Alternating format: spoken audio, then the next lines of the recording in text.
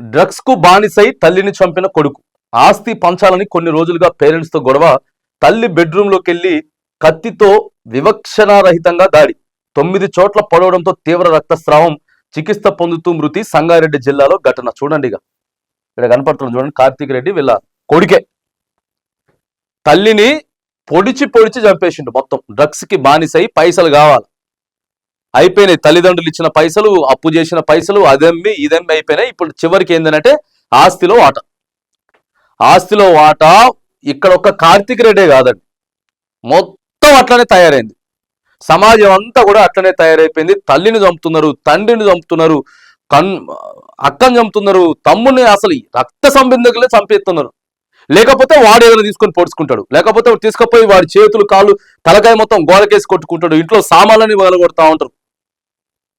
విచిత్రమైనటువంటి సంఘటనలు. ఈ డ్రగ్స్ కి బానిస అయిపోయి సంగారెడ్డి జిల్లాలో ఘటన జరిగింది.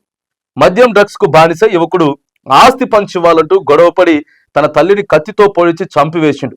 ఈ ఘటన సంగారెడ్డి జిల్లా తెల్లాపూర్లో జరిగిందని పోలీసులు తెలిపారు. తెల్లాపూర్కు చెందిన నవారి మల్లారెడ్డి, రాధిక దంపతులకు 2 కొడుకులు. పెద్ద కొడుకు సుధీర్ రెడ్డికి నిరుడు నవంబర్లో పెళ్లి జరిగింది. చిన్న కొడుకు కార్తీక్ రెడ్డి ఏం పని చేయకుండా డ్రగ్స్ మద్యానికి బానిసై కుటుంబ సభ్యులను వేధిస్తుండేవాడు. వీళ్ళంతా దివోస్ విల్లాస్ లో నివాసం ఉంటా ఉన్నారట. సో ఏదేమైనా కానీ చంపేసిండు. మొత్తం ఇదే. తల్లిదండ్రులు కూడా చాలా జాగ్రత్తగా ఉండాలి. ఆ 10th అయిపోయిన తర్వాత అసలు ఎటు పోతున్నాడు ఏంది మనకు కొంచెం బాధ్యతలు నేర్పియాలి. అరే ఇంట్లో ఏం సమస్యలు ఉన్నాయి, ఎట్లా ముందుకు పోవాలి, ఎట్లా చదువుకోవాలి అనేది కొంతమంది నేర్పిస్తలేరు. అయిపోయిన తర్వాత వాడు చేసేది ఫస్ట్ మంచిగా అనిపిస్తుంది అనమాట. వాడు చేసేది మంచిగా అనిపిస్తుంది, వాడు బూతులు మాట్లాడినా మంచిగా అనిపిస్తుంది, వాడు ఏం చేసినా మంచిగా అనిపిస్తుంది. అదే చిన్నగా వాడు ఇలా బానిస అయిపోయి తల్లిదండ్రుల మీదనే రివర్స్ అయిపోయినటువంటి సిచ్యువేషన్. చంపేస్తున్నారు, ఎక్కడికక్కడికి దారుణంగా చంపేస్తున్నారు. ఆస్తుల కోసం, పైసల కోసం బానిసలు అయిపోయి ఏం చేస్తాడు? అలవాటు పడ్డాడు. ఏం చేస్తాడు? 1 సంవత్సరం అలవాటు పడతాడు.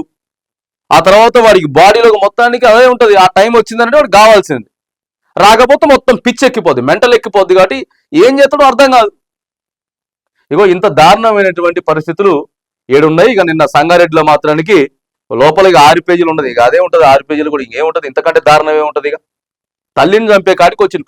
చిన్న వయసులోనే తెలుసా, ఇంటర్మీడియట్ డిగ్రీ చదువుకునే వయసులో కూడా మా ఆస్తి మాకు మంచి ఇచ్చేమని చెప్తున్నారు. ఆడపిల్లలు కూడా కొంతమంది అట్లే ఉన్నారు. మగవాళ్ళు అయితే వీటికి బానిస అయిపోయి అసలు ఏంది, వాళ్ళ వయసు ఏంది, వాళ్ళ వయసు ఏంది, ఆ వయసుకి ఆస్తి మంచి అని చెప్పడం ఏంది? అసలు వాడు ఏం సంపాదించిందని చెప్పి వాడికి ఆస్తి ఇవ్వాలి? చాలా సిచ్యువేషన్స్ దారుణంగా ఉన్నాయి. మరి ఏం మార్పు అవుతుందో, ఎట్లా మారిపోతుందో తెలియదు.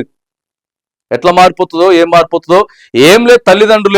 కన్న తల్లిదండ్రులే వాడిని చిన్న ఏజ్ నుంచే, స్కూల్ ఏజ్ నుంచే వాడి ప్రవర్తన, కొద్దిగా వాడి అలవాట్లు, వాటన్నిటిని కూడా కొద్దిగా నిశ్చితంగా గమనించి, అంతే కదా. ఇప్పుడు వాడు మొక్క వంగనది మానే వంగున అన్నట్లు కొత్త గొప్ప అయినా సరే వాడిని మార్పు చేసేటువంటి ప్రయత్నం చేస్తే ఆ తర్వాత తల్లిదండ్రులకు ఎంతో కొంత ఉపయోగపడతాడు.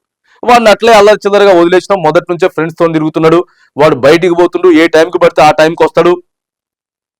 అప్పుడు మంచిగా ఉంటే చివరికి వాళ్ళ చేతిలో వాళ్ళే కన్న కొడుకే పొట్టన పెట్టుకొని చంపేయడం అంటే మామూలు విషయమా? ఇది మనకి అన్నది ఎందుకు?